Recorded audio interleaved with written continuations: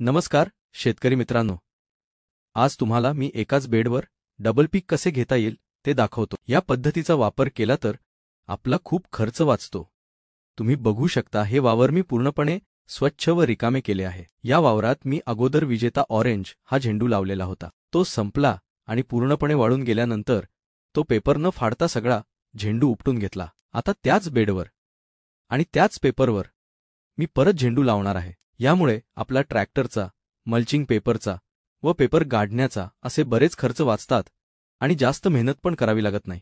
आता या बेडवर होलात खत टाकण्यासाठी 20-20-013 आणि 18-46-00 त्याचबरोबर 48 यांनी बेडमधील उनी व इतर काही जंतू मारण्यासाठी उपयोग होतो। तुम्ही व्हिडिओमध्ये बघू शकता 20 ते 25 मिलीचे माप घेतले, तर हे पूर्ण भरून त्या मापानुसार मी प्रत्येक होलात खत टाकणार आहे।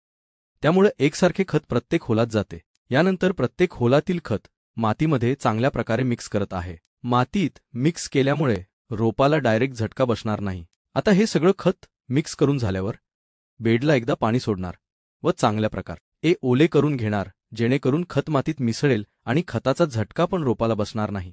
परत एकदा रोप लावायच्या अगोदर पाणी सोडून लागवड करणार। तुम्हाला ही माहिती योग्य वाटली असेल आणि मी कोणता झेंडू लावणार आहे, पुढची प्रक्रिया काय करणार हे बघण्यासाठी व्हिडिओला लाईक करा आणि चॅनलला सबस्क्राईब करायला विसरू नका।